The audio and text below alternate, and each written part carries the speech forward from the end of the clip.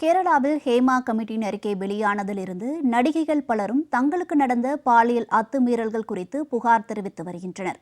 இந்த நிலையில் கேரவனில் ரகசியமாக கேமரா வைத்து நடிகைகள் உடை மாற்றுவதை படம் பிடித்ததாக பிரபல தமிழ் நடிகை ராதிகா குற்றம் சாட்டியுள்ளார்.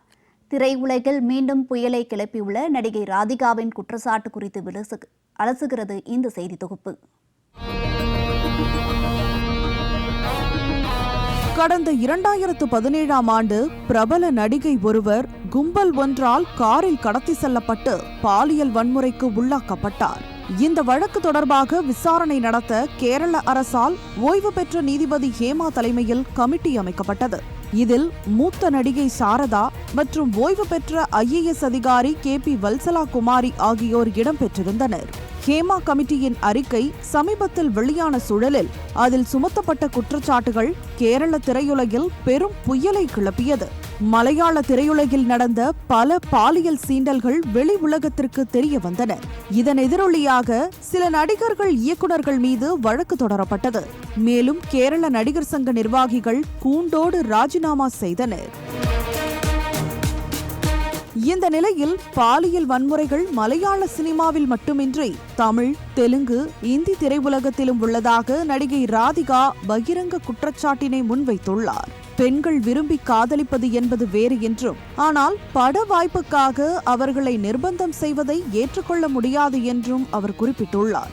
மேலும் கேரளாவில் நடிகைகளுக்கு நிகழ்ந்த பாலியல் தொந்தரவு குறித்து பெண்கள்தான் குரல் கொடுத்துக் கொண்டிருக்கிறார்கள் என்றும், ஆண் நடிகர்கள் யாரும் வாய் திறக்கவே இல்லை என்றும் வேதனை தெரிவித்துள்ளார். மலையாள படப்பிடிப்பு ஒன்றில் தான் பங்கேற்ற போது அங்கு இருந்த ஆண்கள் கூட்டமாக அமர்ந்து கொண்டு செல்போனை பார்த்து சிரித்துக் கொண்டிருந்தார்கள் என்றும், அது குறித்து விசாரித்த போது கேரவனில் ரகசிய கேமரா வைத்து நடிகைகள் உடை மாற்றுவதை வீடியோ எடுத்து அந்த காட்சிகளை கண்டு ரசித்துக் கொண்டிருந்தது தெரிய வந்ததாகவும் கூறினார்.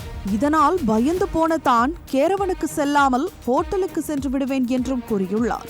மேலும் கேரவன் ஆட்களை அழைத்து கேரவனுக்குள் கேமரா வந்தால் செருப்பால் அடிப்பேன் என எச்சரித்தேன் என்றும் கூறியுள்ளார்.